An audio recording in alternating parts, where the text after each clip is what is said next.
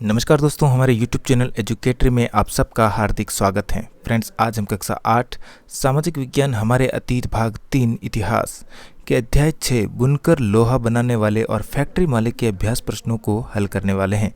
तो इसमें पहला प्रश्न है, यूरोप में किस तरह के कपड़ों की भारी मांग थी? हमारा उत्तर है, यूरोप में छापेदार भारतीय सूती कपड़े की भारी मांग थी। इन्हें यूरोपीय व्यापारी सेंट्स, कोसा या खस्सा और बंडाना कहते थे। प्रश्न नंबर 2, जामदानी क्या है? हमारा उत्तर है, जामदानी एक तरह का प्रायः स्लेटी और सफ़ेद रंग का बारीक मलमल होता है जिस पर करघे में सजावटी चिन्ह बुने जाते हैं। इसकी बुनाई के लिए आमतौर पर सूती और सोने के धागों का इस्तेमाल किया जाता था। प्रश्न 3, बंडाना क्या है? हमारा उत्तर है कि बंडाना शब्द का प्रयोग गले या सिर पर पहनने वाले किसी चटक रंग के छापेदार गुलूबंद के लिए किया जाता है। यह शब्द हिंदी के बांधना शब्द से निकला है। इस श्रेणी में चटक रंगों वाले ऐसी बहुत सारी किस्म के कपड़े आते थे जिन्हें बांधने और रंगसाजी की विधियों से ही बनाया जाता था। प्रश्न नंबर 4, अगरिया कौन होते हैं? हमारा उत्तर है, अगरिया लोहा बनाने वाले लोगों का एक समुदाय था। ये लोग लोहा गलाने की कला में निपुण थे।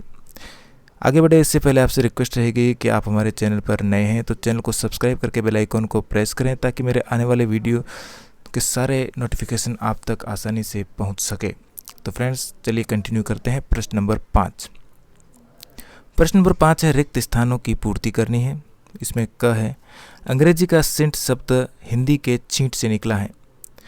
प्रश्न 2, टीपू की तलवार वुड्स स्टील से बनी थी। ग, भारत का कपड़ा निर्यात 19वीं सदी में घिरने लगा। आइए विचार करें में छठा प्रश्न है, विभिन्न कपड़ों के नाम से उनके इतिहासों के बारे में क्या पता चलता है?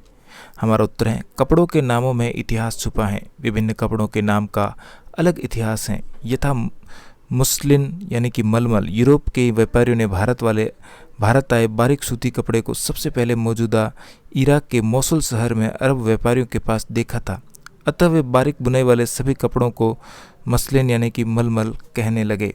दूसरा, कैलिको, मसालों की तलाश में जब पहली बार पुर्तगाली भारत आए तो उन्होंने दक्षिणी पश्चिमी भारत में केरल के तट पर कालीकट में डेरा डाला। यहाँ से वे मसालों के साथ साथ सूती कपड़ा भी लेते गए। कालीकट से जुड़े होने के कारण वे इस कपड़े को कैलिको कहने लगे। बाद में प्रायः इसी प्रकार के सूती कपड़े को कैलिको ही कहा जाने लगा। तीसरा, सेंट्स, अंग्रेजी का सेंट शब्द हिंदी के छींट शब्द से निकला है। चौथा, बंडाना, यह शब्द भी अंग्रेजी के शब्द बांधना से निकला है। अन्य में इनके अतिरिक्त भी अनेक कपड़े थे जिनका नामकरण उनके जन्म स्थान के अनुसार किया जाता था, यथा कासिम बाजार, पटना, कलकत्ता, उड़ीसा, चारपुर आदि। प्रश्न नंबर 7, इंग्लैंड के ऊन और रेशम उत्पादकों ने 18वीं सदी की शुरुआत में भारत से आयात होने वाले कपड़े का विरोध क्यों किया था? हमारा उत्तर है, 18वीं सदी की शुरुआत में इंग्लैंड में कपड़ा उद्योग के विकास की शुरुआत हुई ही थी। भारतीय कपड़ों से प्रतियोगिता में अक्षम होने के कारण ब्रिटिश उत्पादक अपने देश में भारतीय वस्त्रों पर प्रतिबंध लगाकर अपने लिए बाजार सुनिश्चित करना चाहते थे। अतः आरंभिक 18वीं सदी के आते आते भारतीय वस्त्रों की लोकप्रियता से चिंतित ब्रिटिश ऊन तथा रेशम उत्पादकों ने भारतीय वस्त्रों के आयात का विरोध करना शुरू कर दिया। इसी दबाव में 1720 में ब्रिटिश सरकार ने एक कानून लाकर इंग्लैंड में छापेदार सूती वस्त्रों अर्थात सिंट्स के उपयोग पर रोक लगा दी। इसी अधिनियम को कैलिको अधिनियम के नाम से जाना गया। 8वां प्रश्न है, ब्रिटेन के कपास उद्योग के विकास से भारत के कपड़ा उत्पादकों पर किस तरह के प्रभाव पड़े? हमारा उत्तर है, ब्रिटेन में कपास सूती कपड़ा उद्योग के विकास से भारत के कपड़ा उत्पादकों पर निम्नलिखित प्रभाव पड़े। अब भारतीय वस्त्रों को यूरोपीय तथा अमेरिकी बाजारों में ब्रिटिश वस्त्रों से मुकाबला करना पड़ा।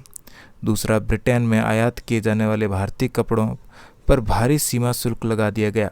अतः भारत के कपड़ा उत्पादकों के लिए इंग्लैंड को कपड़ों का निर्यात करना बहुत मुश्किल होने लगा। इंग्लैंड में बने सूती कपड़े 19वीं सदी की शुरुआत तक भारतीय कपड़े को अफ्रीका, अमेरिका और यूरोप के परंपरागत बाजारों से बाहर कर दिया, जिससे भारत में हजारों बुनकर बेरोजगार हो गए। प्रश्न नंबर 9, 19वीं सदी में भारतीय लौह प्रगलन उद्योग का पतन क्यों हुआ? हमारा उत्तर है, 19वीं सदी में भारतीय लौह प्रगलन उद्योग के पतन के निम्नलिखित कारण थे। नवाबों व राजाओं की हार, भारत में नवाबों व राजाओं की हार से परंपरागत हथियारों के लिए लोहे की मांग कम हो गई थी तथा लोह प्रगालकों को राजाओं का संरक्षण समाप्त हो गया था। नए वन कानून 19वीं सदी में नए वन कानून लागू किए गए।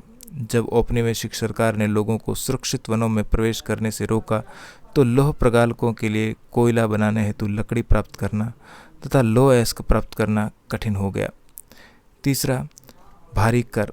कुछ क्षेत्रों में सरकार ने वनों में जाने की छूट दी, किंतु लौह प्रगालकों को अपनी प्रत्येक भट्टी के लिए वन विभाग को भारी करों की अदायगी करनी पड़ती थी। चौथा, ब्रिटेन से आयात। 19वीं सदी के अंत तक लोहा और इस्पात का ब्रिटेन से आयात किया जाने लगा। फलतः स्थानीय लोह प्रगालकों द्वारा उत्पादित लोहे की मांग कम हो गई। पांचवा, लोहा इस्पात कारखानों का उदय। 20वीं सदी के आरंभ तक लोहे और इस्पात का उत्पादन करने वाले कारीगरों को लोहा इस्पात कारखानों का उदय होने से एक नई तरह की प्रतियोगिता का सामना करना पड़ा। अगला प्रश्न है प्रश्न नंबर 10। भारतीय वस्त्र उद्योग को अपने शुरुआती सालों में किन समस्याओं से जूझना पड़ा? हमारा उत्तर है, शुरुआती सालों में भारतीय वस्त्रोद्योग को निम्न समस्याओं से जूझना पड़ा। पहला, भारतीय वस्त्रोद्योग के लिए ब्रिटेन से आयात किए जाने वाले सस्ते वस्त्रों से मुकाबला करना कठिन हो गया। दूसरा, अधिकतर देशों में सरकारों ने आयात पर अधिक से अधिक सीमा शुल्क लगाकर अपने यहाँ औद्योगिकीकरण को प्रोत्साहित किया। इससे प्रतियोगिता खत्म हो जाती थी तथा संबंधित देश के नवस्थापित उद्योगों को सुरक्षा मिलती थी। भारत की औपनिवेशिक सरकार ने यहाँ के स्थानीय उद्योगों को इस तरह की सुविधा देने से साफ इनकार कर दिया। प्रश्न 11। पहले महायुद्ध के दौरान अपना स्टील उत्पादन बढ़ाने में टिस्को को किस बात से मदद मिली? हमारा उत्तर होगा, पहले महायुद्ध के दौरान अपना स्टील उत्पादन बढ़ाने में टिस्को को निम्न बातों से मदद मिली। पहला, 1914 में प्रथम महायुद्ध की शुरुआत होने पर ब्रिटेन में उत्पादित इस्पात की खपत यूरोप में युद्ध की मांग में होने लगी, अतः ब्रिटेन से भारत में आयात होने वाले इस्पात में भारी कमी आई। दूसरा, भारतीय रेलवे भी पटरियों की आपूर्ति टिस्को पर आश्रित हो गया। महायुद्ध के लंबा खींचे जाने के कारण टिस्को को युद्ध के लिए गोलों के खोल और रेलगाड़ियों के पहिए बनाने का काम भी सौंप दिया गया। चौथा, 1919 तक स्थिति यह हो गई कि टिस्को में बनने वाले 90% इस्पात को औपनिवेशिक सरकार ही खरीद लेती थी। पांचवा, समय बीतने के साथ साथ टिस्को समूचे ब्रिटिश साम्राज्य में इस्पात का सबसे बड़ा कारखाना बन गया था। इसके साथ ही हमारा पाठ यहीं पर समाप्त हुआ। वीडियो अच्छा लगा तो लाइक, शेयर और चैनल पर पहली बार आए तो चैनल को सब्सक्राइब करना बिल्कुल भी न भूलें। मिलते हैं इसी प्रकार के एक और वीडियो में। धन्यवाद।